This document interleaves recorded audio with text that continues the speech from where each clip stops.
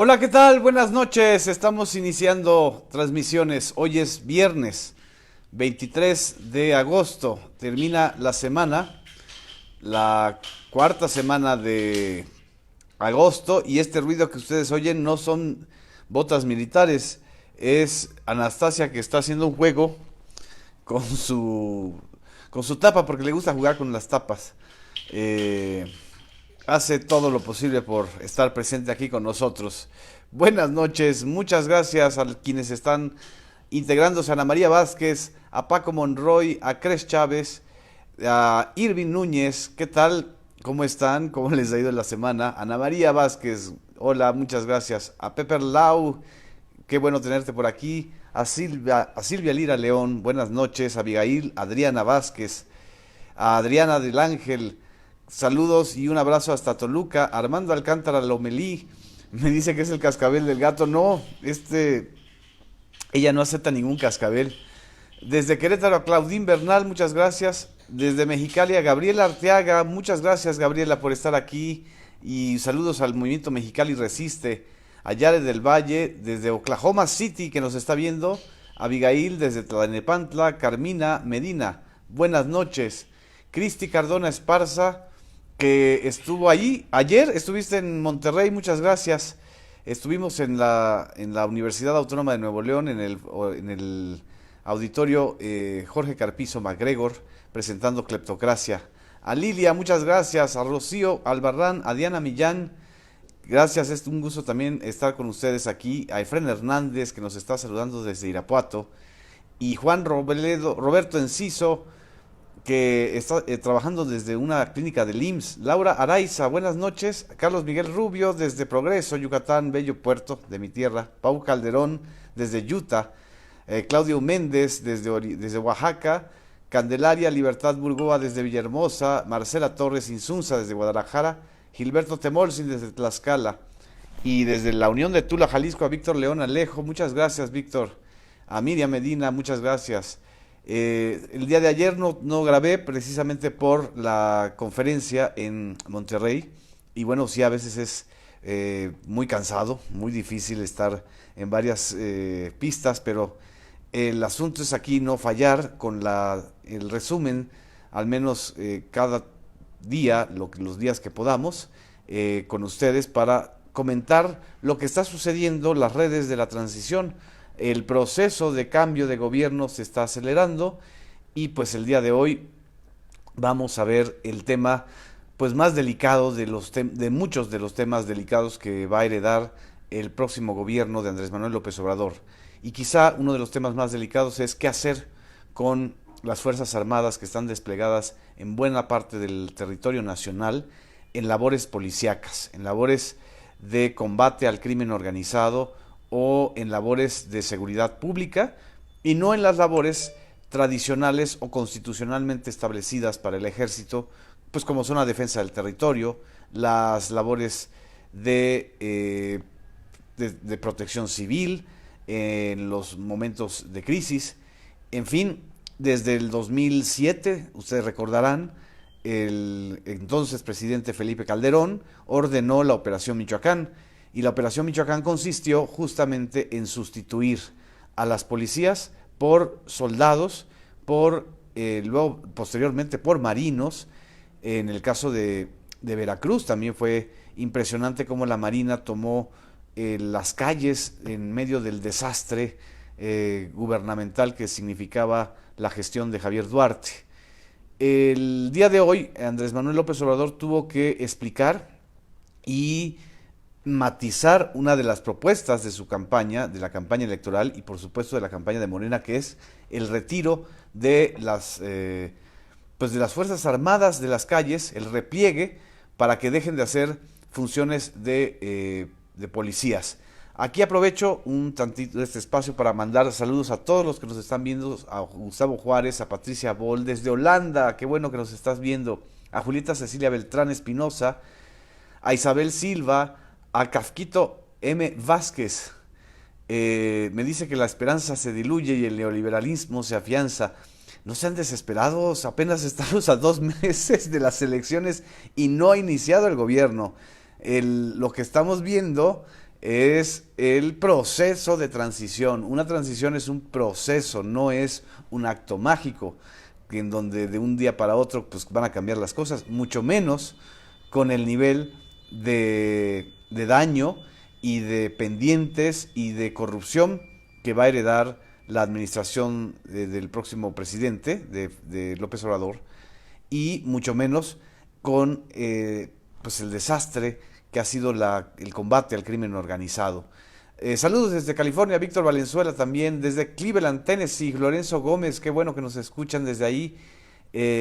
Charles Morales, desde Mexicali, también nos están saludando. Martín Leal Hernández, gracias Martín por estar aquí. Vamos a tomar un poquito de café. Les invito un poquito de café con la imagen de doña María Sabina. Es café, no crean que es otra cosa, ¿verdad? Anastasia, ya encontró su cascabel y ya no nos va a pelar la noche de hoy. Vamos a escuchar cómo mencionó Andrés Manuel López Obrador este asunto de las Fuerzas Armadas.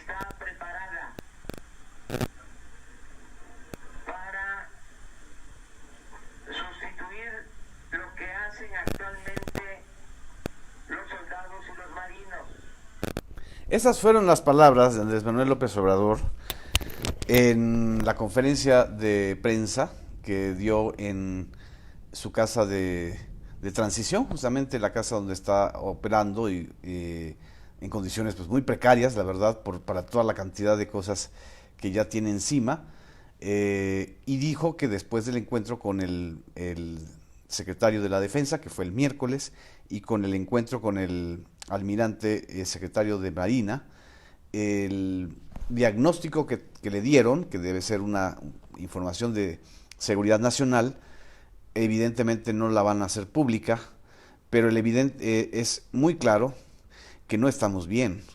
Este año, el 2018, es muy probable que rebase la cifra de más de 217,000 ejecutados en el 2017. Y el 2017 fue el año más violento en toda la historia reciente del país, en los últimos 20 años. ¿De qué estamos hablando? Que 2017 y 2018 se dispararon los índices de homicidios, de violencia, de ejecuciones, de confrontación, de derrota del Estado mexicano, así hay que decirlo, de una derrota terrible del Estado mexicano frente a la batalla contra el crimen organizado, que en muchos sentidos está organizado desde las instancias del propio gobierno. Desde los cuerpos policíacos se le brinda protección y seguridad al crimen organizado.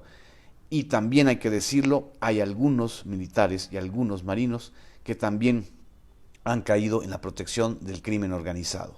Frente a este panorama que está señalando López Obrador, que no va a replegar de inmediato a las tropas desplegadas del ejército ni de la marina. Tampoco dijo que vaya a usar más, ojo, tampoco dijo que vaya a incrementar la militarización de los cuerpos policíacos.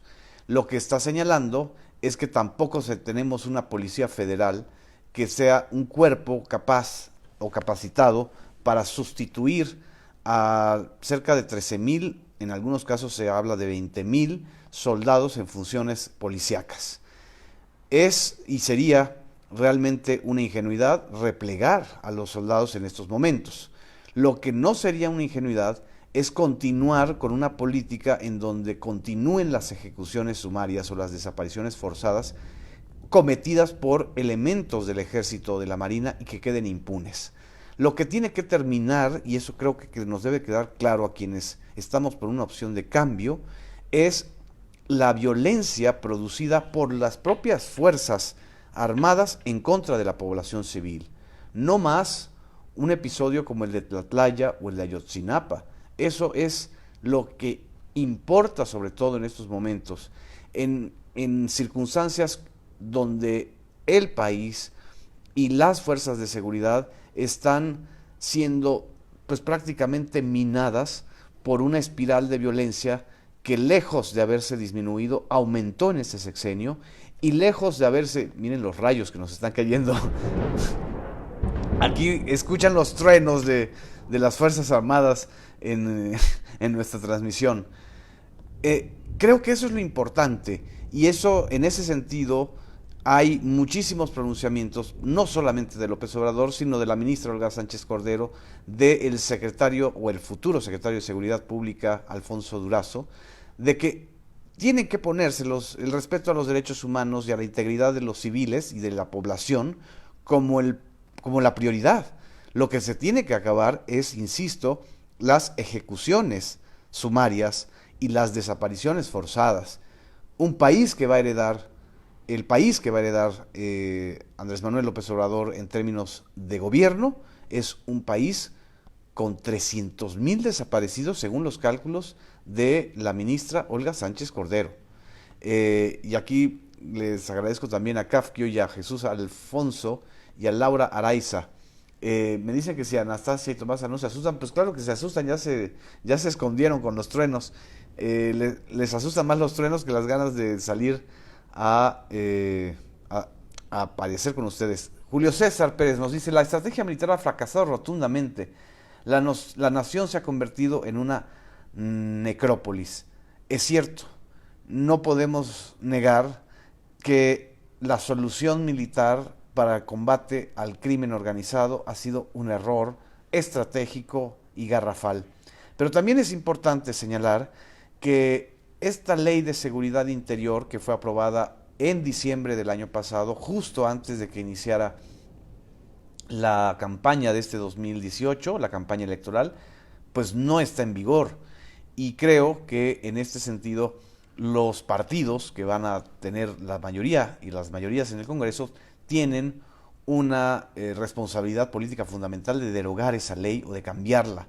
Lo que necesitamos es seguridad pública, no seguridad interior o seguridad nacional disfrazada de seguridad pública.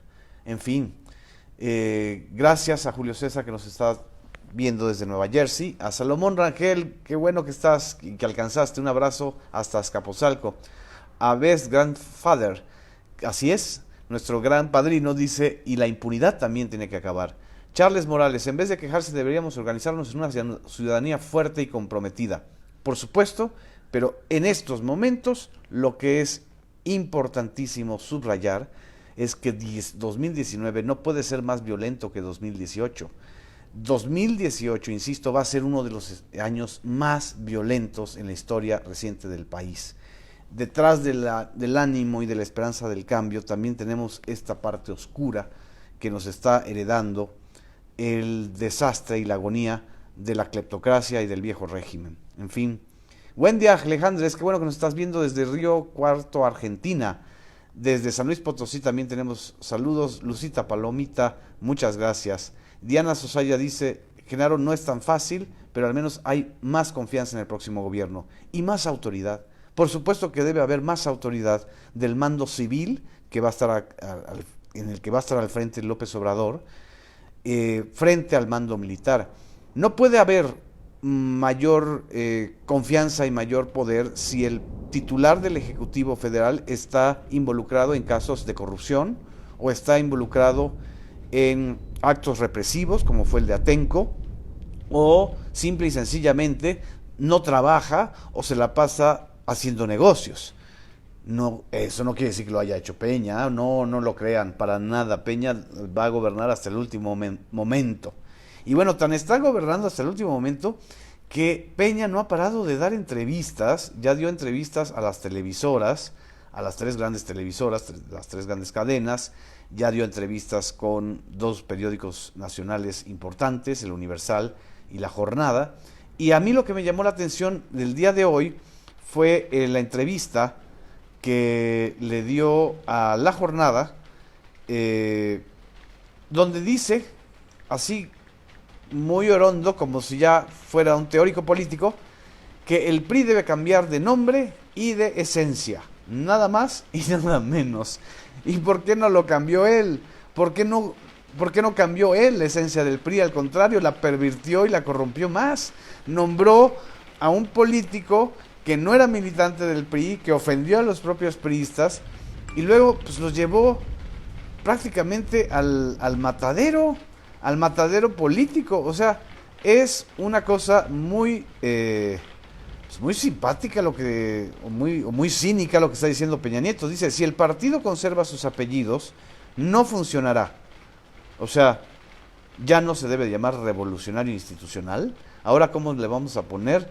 El partido del desastre institucional o el partido de la transición institucional. El nombre es lo de menos. Lo demás es que se acabe la cultura de la corrupción. El PRI y Morena, para quienes están diciendo que son lo mismo, no pueden ser lo mismo por dos razones fundamentales. Uno, el PRI nació desde el poder. Lo fundó Miguel Alemán Valdés, siendo presidente de la República, para repartir los cargos y las cuotas de corrupción. Desde entonces, el PRI nació como un partido para defenderse desde el poder y no para ganar el poder por la vía electoral. Y la segunda característica fundamental fue para el reparto de la corrupción institucional. Eso, que ahorita que está tronando el cielo vale la pena recordarlo, se ha mantenido en los últimos años. No solamente se ha mantenido, se expandió y creó una escuela e invadió y corrompió al PAN en el gobierno. Nosotros tenemos que estar muy pendientes de que esto no ocurra con Morena, con los legisladores, con los alcaldes, con los gobernadores de Morena. Morena surge para ganar el poder y para combatir la corrupción. Hay una gran cantidad de militantes que yo conozco y que ustedes conocen también de Morena, que no están buscando dinero, que no están haciendo triquiñuelas como todos sabemos que hacen pues los tradicionales militantes del PRI, bajo el pretexto de que ellos sí saben cómo hacer las cosas.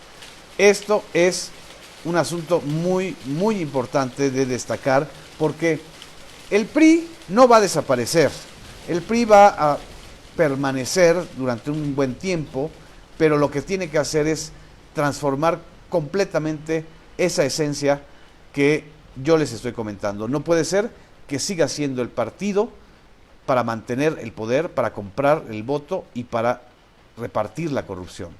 En fin, sí, qué bueno que está lloviendo aquí. No sé dónde estén ustedes en otras entidades. Espero que no tengan el calorón que hay en Monterrey. Ayer sentí bastante calor en Monterrey. Y dice Carlos Orochoa, el PRI se va a transformar. Es un asunto de urgencia. Nunca, ni en el 2000, el PRI había quedado con tan bajas cifras como ahora. El PRI, nada más para que se den una idea, hoy que el INE dio a conocer el número ya definitivo de diputados y senadores de mayoría y plurinominales, el PRI queda, fíjense, el PRI queda con solo 45 diputados federales, lo cual lleva a este partido a ser la tercera fuerza política, y es muy probable que ni siquiera pueda lograr una coalición clara con el Verde, que solo tiene 16 diputados, frente a Morena, que va a tener 191 diputados federales, 85 de representación proporcional y 106 diputados de mayoría.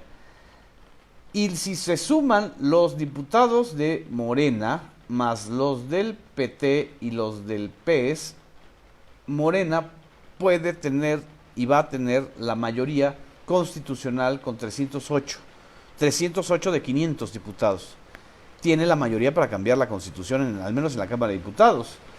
Pero ya salió el peine, ya entonces el Partido del Trabajo está quejándose de que ahora resulta el Partido del Trabajo, ese partido al que han salvado 3 veces López Obrador, ahora dice que Morena utilizó las siglas del PT para colocar a sus propios militantes. Esta chiquillada cleptocrática, como dice Servando Lozano, es muy buen término. La chiquillada cleptocrática del PT va a tener que aprender que si se hace a un lado de la coalición por la cual ellos defendieron y llegaron al poder, se van a ir también al basurero de la historia. En fin, dice que el PAN impugnará la sobrerepresentación de Morena y es muy probable que tengan ahí una coincidencia, vaya la paradoja, una coincidencia entre el PAN y el PT. A ver, ¿qué va a decir el PT con esto? Eso vamos a estar muy pendientes de este asunto, porque no nos olvidamos que el PT en buena medida fue una creación del salinismo en los años 90 y que su pragmatismo los ha llevado a sostener por ahora a López Obrador, porque López Obrador siempre le ha dado los votos. El PT no ha tenido una sola figura estatal o nacional que tenga el arrastre electoral, ya no digamos de López Obrador, ni siquiera de Enrique Alfaro, que es el que le dio los votos mayoritarios al Movimiento Ciudadano en Jalisco. Es una vergüenza lo del PT, pero ya está cantada la crisis o el conflicto que va a haber en el seno del poder legislativo. Me dice que Martín Anaya es basura, pero no se llama Martín Anaya, es Alberto Anaya. El PT malagradecidos, dice Cristi Cardona. El PT es basura igual que el Verde. El PT es un partido político que va a tener que tener la responsabilidad de informar y decirle a sus electores por qué va a romper con Morena si es que lo hace. En fin, sí, así es, Alberto, es Alberto Anaya, Servando. En fin, aquí me dice Samuel Servín, general, tenemos información de último momento. Ah, ya no lo vi. Hugo Lobato, un gusto también verte por aquí. Me dice que si el PT se va a unir ahora al PAN, por lo menos no dudo que pueda suceder eso. Más bien es más probable que se una al PRI. Eso sí puede pasar. Porque, les digo, el PRI está buscando lo que... El PRI no tendrá muchos diputados y ya tiene una bancada de solo 14 senadores, la bancada del selfie, como les pusimos aquí. Pero cómo son buenos para la grilla y para armar escenarios y para infiltrar al enemigo. Son los 70 años de escuela de poder perverso y de poder con todas las mañas que heredamos del PRI. En fin, yo ya no me extiendo mucho más para que ustedes puedan descansar, para que yo termine un cafecito, se los invito también. Cafecito mexicano de Veracruz, de la zona más rica de Veracruz. Muchas gracias a todos ustedes por su atención, por estar aquí, por estar acompañándonos y sus comentarios. Compartan esta videocolumna de las redes de la transición. Abrazos a los que nos están viendo a través de la plataforma de la revista Proceso, de la plataforma del blog Homo Zapping, de YouTube también, que bueno que estamos creciendo también en YouTube, y aquí nos vamos a seguir viendo. Y saludos desde Tijuana, que por cierto voy a estar en Tijuana el 2 de septiembre. Ahí nos veremos. Muchas gracias. Buenas noches.